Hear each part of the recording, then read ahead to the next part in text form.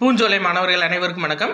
இன்னைக்கு பறவைகளின் ஒலிமரபு அது போக தொகை மரபு இது ரெண்டுமே 8th புது புக்கில் இருக்கும். இது 8th புது புக்கு, இது 8th பழைய புக்கு. ரெண்டுமே கம்பேர் பண்ணி பார்த்துலாம். ஃபஸ்ட்டு பாருங்கள், பறவைகளின் ஒலிமரபுன்னு எடுத்துக்கிட்டோன்னா ஆந்தை அலரும், காகம் கரையும், கூவும் 2 இதுக்கு வரும். சேவல் கூவும், குயில் கூவும். சரிங்களா, 2 இதுக்கு கூவும் வரும். அதுக்கடுத்து கோழி கொக்கரிக்கும், புறா குணுகும், மயில் அகவும், கிளி பேசும், கூகை குளரும். சரியா, இதை ஞாபகம் வச்சுக்கோங்க. அதே மாதிரி இந்த இதில் பாருங்களேன், அதாவது விலங்கு மற்றும் பறவைகளின் ஒலி கொஞ்சம் கன்ஃபியூஸ் ஆகும்பா உங்களுக்கு. என்ன அப்படின்னா, கழுதை கத்தும், குதிரை கணைக்கும். சரிங்களா, கழுதை கணைக்கும்னு வச்சிடக்கூடாது. நீங்கள் கழுதை என்ன பண்ணும் அப்படின்னா கத்தும், குதிரை கணைக்கும். இது ரெண்டும் வித்தியாசமாக இருக்கும், நீங்கள் ஞாபகம் வச்சுக்கோங்க. கிளி பேசுன்னு பார்த்தோம்ல, இங்கே கிளி கொஞ்சம், அதுவும் கரெக்டாக தான் வரும்.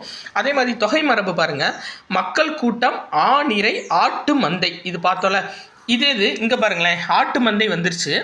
அதே மாதிரி நிறை பார்த்தோமா, நிறை அப்படின்னு பார்த்தோம். இங்கே மாட்டு மந்தை அப்படின்னு வரும். சரிங்களா, நிறை, பசு நிறை ரெண்டுமே வரும். ஆனால் மந்தை பார்த்தீங்கன்னா 2 இதுக்கு வரும். ஆட்டு மந்தை ஒன்று, மாட்டு மந்தை ஒன்று. சரியா, இது ரெண்டும் முக்கியமானதுப்பா. அதாவது ஆன்றது நிறைக்கு வரும். அதே மாதிரி பசு அதுவும் தொகை மரபில் நிறைக்கு வரும். மந்தை 2 இதுக்கு வரும். ஆட்டு மந்தை ஒன்று, மாட்டு மந்தை ஒன்று. குவியல் ஒரு இதுக்கு வரும்பா. என்ன அப்படின்னா கற்குவியல். யானைக்கு கூட்டம், சாவி கொத்து, வேலங்காடு. இதை மட்டும் ஞாபகம் வச்சுக்கோங்க, வித்தியாசமாக இருக்கும். வேலங்காடு அப்படின்னு சொல்லிட்டு வரும். ஸோ இந்த மரபு தொடர்கள் இது 8th புது புக்கு, இது 8th பழைய புக்குப்பா. நன்றி.